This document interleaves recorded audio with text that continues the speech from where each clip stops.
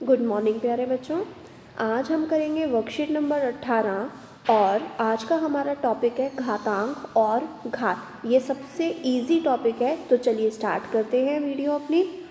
आओ दोहराएं। 8 बराबर 2 गुणा 2 गुणा 2 या 2 के ऊपर घात 3।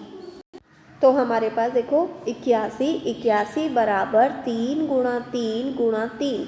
यहाँ पर 3 कितनी बार है? 4 बार है, इसलिए क्या कर देंगे, 3 के ऊपर घात 4 लगा देंगे। जैसे 64 है, 64 को हम क्या लिख सकते हैं? 2 गुणा 2। देखो अगर ना समझ में आए तो देखो 64 को हम अभाज्य गुणनखंड से करेंगे। 2 तिया 6, 2 दूनी 4, 2 2 एकम 2, 2 छीक 12, 2 2 अट्ठे 16, 2 चौक 8, 2 दूनी 4, फिर 2 और नीचे जब तक 1 ना आ जाए तब तक फिनिश नहीं करेंगे। देखो हमने क्या करा, 64 का करना है, ठीक है। तो 2 2 तिया 6, 2 दूनी 4, 2 2 एकम 2, 2 छीक 12, 2 2 अट्ठे 16, 2 2 चौक 8, 2 2 दूनी 4, 2 2 एकम 2। तो देखो 2 कितनी बार है? 6 बार लिखा है हमने 2, तो इसका मतलब है 6 बार लिखा है तो 2 के ऊपर घात क्या लिख देंगे? 6। इसी तरह से देखो 125 है, 125 को यही अभाज्य गुणनखंड से निकालोगे तो क्या आएगा? 5 गुणा 5 गुणा 5 या 5 के ऊपर घात 3, क्योंकि 5 कितनी बार लिखा गया है? 3 बार, इसलिए इसको क्या बोलेंगे? 5 के ऊपर घात 3। क्या आपने जाना इन सभी संख्याओं के गुणनखंड एक ही संख्या है, जिसको कई बार खुद से गुणा करने पर हमको ये संख्याएं मिलती हैं। घातांकों का प्रयोग बड़ी संख्याओं को दिखाने के लिए किया जाता है, जैसे a गुणा a गुणा a गुणा a। तो ये मान लो कि हमारे पास n बारी हमने a लिखा है, ठीक है। तो n बारी अगर हमने a लिखा है तो क्या लिखेंगे? a की ऊपर घात n, जिसमें a क्या होता है हमारे पास? a होता है आधार और n क्या होता है हमारे पास? घात।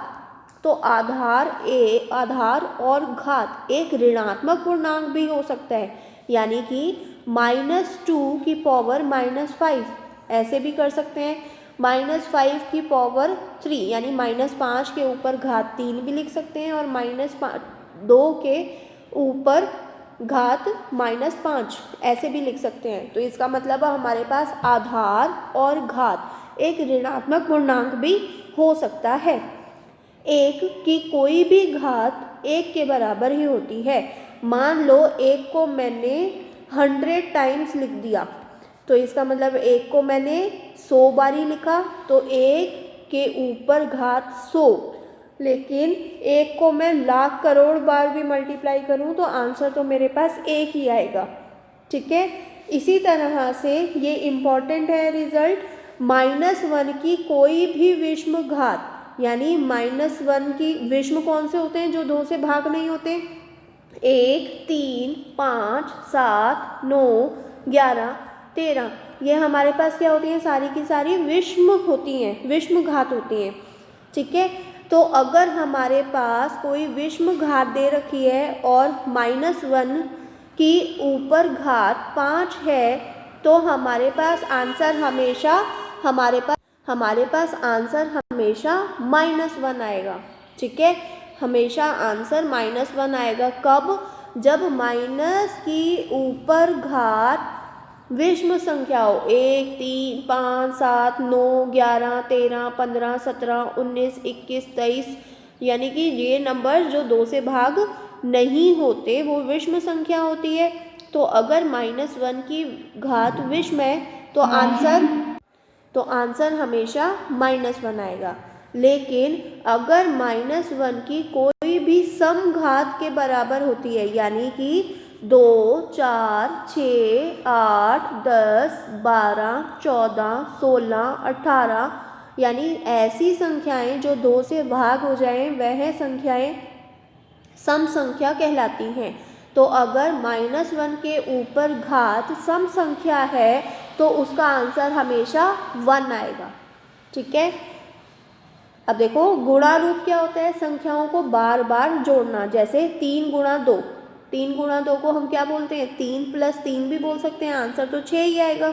2 गुणा 3 यानी 2 plus 2 plus 2 is equal to 6। ये तो होता है गुणा रूप। लेकिन अगर घातांक रूप करना है तो किसी एक संख्या को बार बार गुणा करना है, एक ही संख्या को बार बार गुणा करना है, तब वो घातांक रूप कहलाता है। जैसे 3 को 2 बार करा तो 3 की घात 2, 2 को 3 बार करा तो 2 की घात 3। इतनी बात सबको समझ में आ गई। अब आओ करें 4 आयताकार बराबर आकार के कागज लें। आयताकार कागज आधार 2 को दिखाता है और कागज जिसे जितनी बार मोड़ा जाता है घात को दिखाता है। जैसे 2 की घात 0, 2 की घात 0 यानी कि कोई मोड़ नहीं है, तो इसका आंसर क्या आ गया 1। इसका आंसर क्या आ गया हमारे पास 1, यानी कि 4 आयताकार बराबर आकार के कागज लिए। तो 4 आयताकार बराबर आकार के हमने 4 आयताकार ले लिए। ठीक है, फिर एक आयताकार कागज का आधार जो है वो 2 को दिखाता है। फिर उसने बोला कि कागज जिसे जितनी बार मोड़ा जाता है घात को दिखाता है। तो पहले है 2 की घात 0 यानी कि कोई भी मोड़ नहीं, कुछ भी मोड़ा नहीं है उसमें, इसका मतलब कोई भी मोड़ नहीं है। 2 की घात 1 यानी कि एक ही मोड़ है। अगर एक मोड़ है तो इसका मतलब आंसर कितना आएगा 2। 2 की घात 2 यानी कि 4 मोड़ आएंगे। देखो 2 की घात 1 यानी एक मोड़ा, तो देखो कितने हिस्से हो गए हमारे पास, 2 हिस्से हो गए, एक मोड़ से 2 हिस्से हो गए। 2 की घात 2 यानी कि 2 बार फोल्ड करा तो हमारे पास कितने आ गए, 4 आ गए। तो इसका मतलब हमारे पास 2 मोड़ में कितने बने, 4 हिस्से बने। 2 की घात 3 इज इक्वल टू 8 यानी कि 3 मोड़ने पर हमारे पास कितने मोड़ आए, 3 मोड़ने पर हमारे पास कितने आए, देखो 8 कितने आए, जो डिस्ट्रीब्यूशन है, जो हमारे पास हिस्से हैं वो कितने आए, 8 हिस्से। देखो कोई भी कुछ भी नहीं मोड़ा तो आयत ऐसा का ऐसा ही है। ठीक है, 2 की घात 1 यानी एक बार जब हमने पेपर को ऐसे एक बार मोड़ा तो हमारे पास 2 हिस्से बन गए। 2 की घात 2 यानी कि जब हमने 2 बार मोड़ा तो हमारे पास कितने हिस्से बन गए, 4। और 2 की घात 3 यानी हमने 3 बार मोड़ा पेपर को तो हमारे पास कितने हिस्से बन गए, 8 हिस्से बन गए। तो 3 मोड़ पर 8 मिले, 2 मोड़ पे 4 और 1 मोड़ पे 2 और कोई मोड़ नहीं यानी कि 1 ही मिला। ठीक है, अब देखो संख्या, आधार, घात। देखो संख्या है 4 के ऊपर घात 3, 4 के ऊपर घात 3, इसका मतलब आधार कौन है, 4। आधार कौन है, 4, घात क्या है 3। तो प्रसारित रूप खोल के लिखेंगे तो 4 को कितनी बार लिखा गया, 3 बार। तो 4 चौक 16, 16 चौक 64। फिर उसके बाद देखो 9 की घात 3, तो आधार क्या है 9, आधार क्या है 9, आधार है 9, घात कितनी है 3। तो इसका मतलब है 9 को कितनी बार मल्टीप्लाई करा, गुणा करें, 9 गुणा 9 गुणा 9, तो 9 निम 81, 81 निम 729। ठीक है, इसी तरह से -1 की ऊपर घात 4, तो इसका मतलब है आधार क्या है -1, घात क्या है 4। तो इसका मतलब है -1 को हमने कितनी बार लिखा है, -1 को हमने 4 बार लिखा है। ठीक है, 4 हमारे पास क्या है, सम संख्या है, इसलिए इसका आंसर क्या आएगा 1। ठीक है, इसका आंसर क्या आएगा 1, -1 गुणा -1 गुणा -1 गुणा -1। फिर -3 की घात 2, आधार क्या है -3, घात क्या है 2, तो प्रस्तारित रूप क्या हो जाएगा, -3 गुणा -3। देखो 2 सम संख्या है इसलिए प्लस में आंसर आएगा, और 3 तिया 9। ठीक है, इसको आप ऐसे भी कर सकते हो, माइनस से minus, minus minus plus, minus minus plus, minus minus plus, तो आंसर क्या आ जाएगा हमारे पास 9। ठीक है, अब देखो निम्नलिखित को घातांकीय रूप में व्यक्त कीजिए, यानी कि घात में लिखना है। तो 6 को कितनी बार लिखा गया, 4 बार, तो क्या आ जाएगा 6 की घात 4।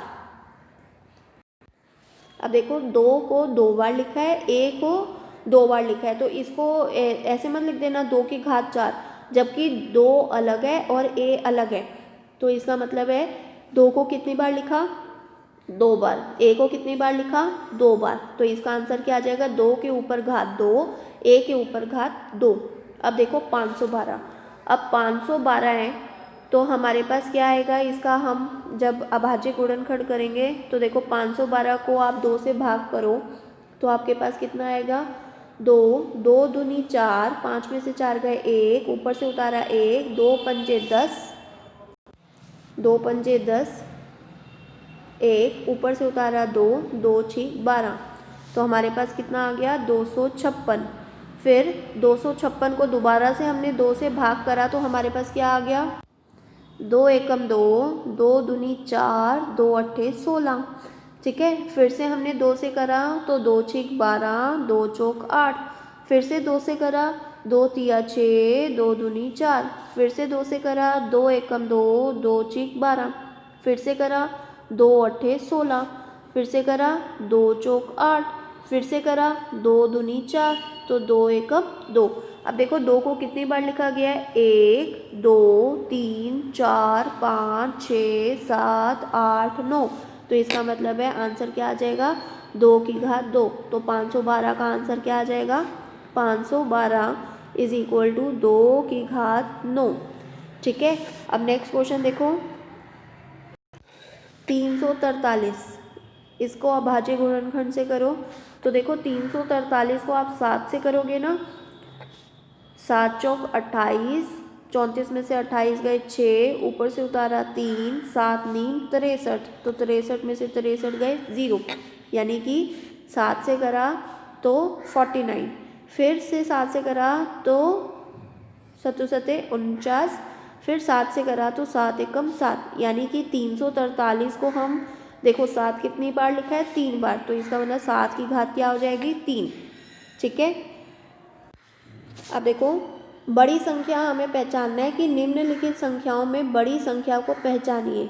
4 के ऊपर घात 3, 4 के ऊपर घात 3 का मतलब क्या हुआ, 4 को 3 बार गुणा करें तो 4 चौक 16, 16 चौक 64, और 3 की घात 4, 3 की घात 4 क्या हो जाएगा, 3 गुणा 3 गुणा 3 गुणा 3, तो 3 तिया 9, 9 तिया 27, 27 तिया 81, तो हमारे पास देखो 64 बड़ा है कि 81 बड़ा है, 81 बड़ा है, तो इसका मतलब है 4 की घात 3 इज लेस देन 3 की घात 4, यानी कि 3 की घात 4 बड़ी संख्या है, 3 की घात 4 बड़ी संख्या है।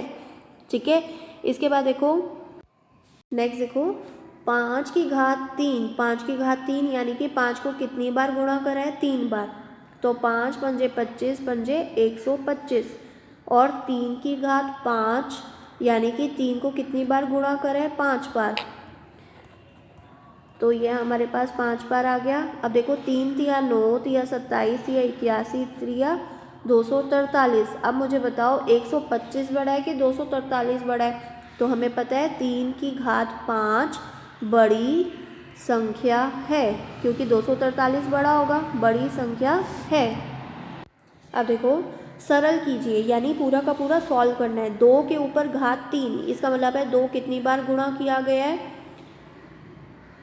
2 गुणा किया गया है 3 बार, और गुणा में 5, तो 2 दूनी 4 दूनी 8, 8 पंजे 40, तो इसका आंसर क्या आ जाएगा, 40। फिर उसके बाद 0 गुणा 10 की घात 2, 10 की घात 2 कितनी बार, 10 को कितनी बार लिखा गया है, 2 बार, लेकिन ध्यान रखना जब हम किसी संख्या में शून्य से मल्टीप्लाई करते हैं, शून्य से गुणा करते हैं, तो हमारा आंसर 0 आता है, भले ही हम करोड़ से क्यों ना गुणा कर रहे हो शून्य की, लेकिन आंसर क्या आएगा, शून्य, यानी 0 ही आंसर आएगा। फिर नेक्स्ट देखो -3 गुणा में -2 की घात 3, तो देखो -3 गुणा -2 कितनी बार लिखा गया है, -2 लिखा गया है 3 बार। ठीक है, तो देखो minus minus plus, minus minus plus, तो 2 दूनी 4 दूनी 8 तिया 24, तो इसका आंसर कितना आ गया, 24। तो आई होप समझ में आ रहा होगा। अब देखो प्रयास कीजिए। 2 की घात 0, 2 की घात 0 यानी 2 को किसी भी नंबर से तो मल्टीप्लाई करानी है, तो इसका आंसर कितना आएगा 1। यानी कि एक चीज़ ध्यान रखना, जब भी किसी नंबर के ऊपर घात हम 0 यानी 0 लगाते हैं तो उसका आंसर हमेशा 1 आता है। ठीक है, अब नेक्स्ट देखो 72 अभाज्य गुणनखंडों की घातों के गुणनफल के रूप में। अब 72 का अभाज्य गुणनखंड निकालो तो कितना आ जाएगा, देखो 2 तिया 6, 2 छीक 12, 2 एकम 2, 2 अट्ठे 16, 2 2 नीम 18, 3 3 तिया 9, 3 3 एकम 3। ठीक है, तो हमारे पास देखो क्या आ गया, 72 को हम लिख सकते हैं 2 गुणा 2 गुणा 2, 3 गुणा 3। तो इसका मतलब है 2 को कितनी बार लिखा है हमने, 3 बार, और 3 को कितनी बार लिखा है हमने, 2 बार। ठीक है, तो 72 को क्या कर दिया हमने, 2 की घात 3 गुणा में 3 की घात 2, तो हमें घातों के गुणनफल के रूप में ही लिखना था, तो हमारे पास क्या आ जाएगा, 2 के ऊपर घात 3 गुणा 3 के ऊपर घात 2। अब नेक्स्ट देखो, वो कहते हैं क्या ये सभी समान है, a की घात 3 b की घात 2।